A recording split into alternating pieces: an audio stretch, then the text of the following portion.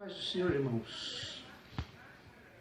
Na Bíblia Sagrada, no livro de 2 Reis, no capítulo 5, se segue mensagem intitulada Naamã é curado da lepra. Eu vou ler com os irmãos alguns versículos para um minuto de meditação. Diz assim: E Naamã, capitão do exército do rei da Síria, era um grande homem diante do seu Senhor e de muito respeito, porque por ele o Senhor dera livramento aos sírios, e era este homem herói valoroso, porém leproso. Mais alguns versículos.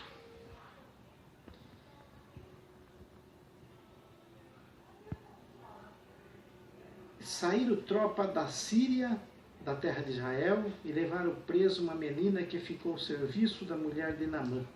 E disse esta sua senhora: antes o meu senhor estivesse diante do profeta que está em Samaria, ele o restauraria da sua lepra. Então foi Naamã e notificou a seu senhor, dizendo: assim e assim falou a menina que é da terra de Israel.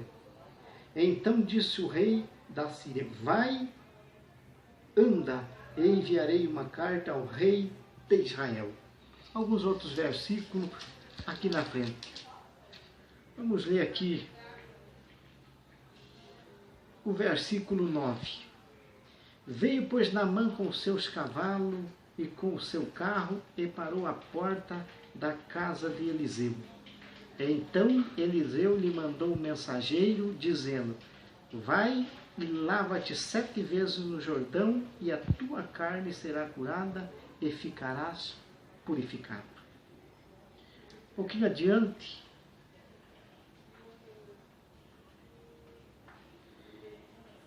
versículo 12. Não são porventura Abana e Farpar, rios de Damasco, melhores do que todas as águas de Israel? Não me poderia eu lavar-te neles e ficar purificado? E voltou e foi com indignação. Então chegaram a ele os seus servos e lhe falaram e disseram: meu pai, se porventura te dissesse alguma coisa grande, não a faria? Quanto mais dizendo ele: lava-te e ficarás purificado? Então desceu e mergulhou no Jordão 7 vezes, conforme a palavra do homem de Deus.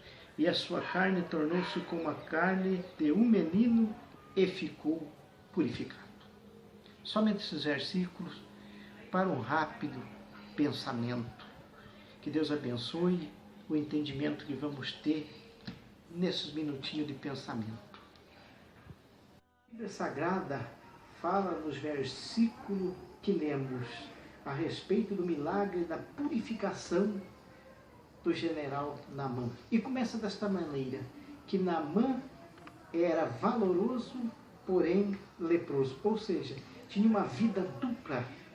Naamã representa a humanidade, que leva uma vida de aparência, externamente uma coisa e internamente outra coisa.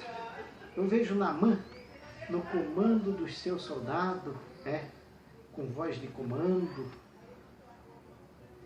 com sua indumentária de comandante, de general, gritando com voz de comando, estando com seus soldados, dizendo: vai, vai, vai. E na sua casa, quando ele tirava a sua farda de general, aparecia a sua realidade, e o seu grito era totalmente diferente. Era um grito de desespero, de dor, provavelmente era: ai, ai, ai. Esta era a realidade do grande general Naamã, que vivia à sombra da morte certamente. Acredito eu que o general Naamã tenha buscado a cura na ciência médica dos seus dias, procurado as melhores clínicas, os melhores profissionais, mas isso não lhe trouxe benefício, não lhe trouxe alívio.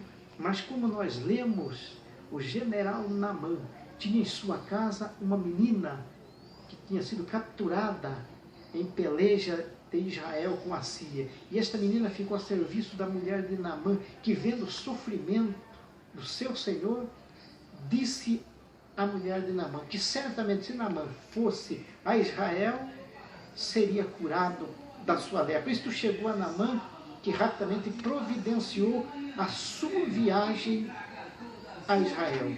Empregou a viagem dos sonhos. Esta menina, amados, com toda seu ensinamento ali, essa menina representa a igreja de Cristo no mundo, já que a Síria representa o mundo, Naamã representa os pecadores, a lepra representa o pecado. E a palavra que a menina deu, a notícia que ela deu, é o Evangelho de Jesus Cristo, que quer dizer literalmente boa notícia. Que possamos entender o propósito da igreja para o pecador.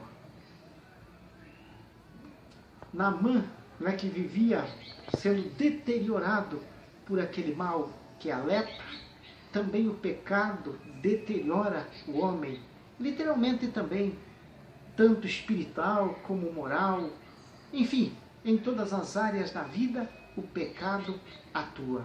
A lepra só atacava a início fisicamente, mas depois atacava moralmente e, enfim, destruía a família, porque certamente ia para o isolamento e lá vivendo até a sua morte. Assim é o pecado, irmão, tirando o benefício da comunhão, primeiro com Deus, depois até com a sociedade, porque a fim ser vencido, o inimigo aplica a técnica. A princípio parece uma coisa simples, mas depois ele vai aumentando até nos tirar a vida. Mas o general Naamã, ficar sabendo desta possibilidade da sua cura, ele vai a Israel. Chegando a Israel, ele vai ao rei de Israel, ou seja, estava no lugar certo, mas foi a pessoa errada. Mas Eliseu ficou sabendo da estada de Naamã em Israel e mandou que ele fosse ter com ele. Indo o general Naamã à casa de Eliseu, chegando à casa de Eliseu, Eliseu mandou a ele somente um recado, dizendo: vai, lava-te 7 vezes no Jordão e ficarás curado e a sua carne certamente purificada. Eliseu, a princípio, poderia ter aparecido, mas não apareceu, não se vê Eliseu, apenas a palavra de Eliseu. Esta passagem, o profeta Eliseu representa Deus. O profeta Eliseu representa Deus, que nos manda um recado, nos orienta a maneira correta de alcançarmos a bênção. Ele questionou, o general Naamã questionou que as águas lá da Síria, o rio Abana e Farpar, eram muito melhores do que os rios de Israel. É bem próprio do homem achar que as coisas do mundo são melhores do que da igreja. Mas enfim, lá no mundo estão morrendo aos poucos. E na igreja vivendo cada vez melhor. Mas, apesar do questionamento, da sua aparente indignação, alguém foi coerente, falou: Senhor, se o profeta lhe pedisse coisa difícil, porventura o Senhor não faria? Quanto mais ele dizendo uma coisa simples: vai e lava-te 7 vezes no Jordão. Naamã ouviu a voz da razão e foi. Só que ele fez muito melhor. Chegando à margem do Jordão, certamente ele tirou a sua farda, a sua roupa. E a Bíblia Sagrada diz que ele desceu ao Jordão. E descendo ao Jordão, ele não lavou-se como lhe orientou o profeta. Pelo contrário, ele mergulhou 7 vezes no Jordão.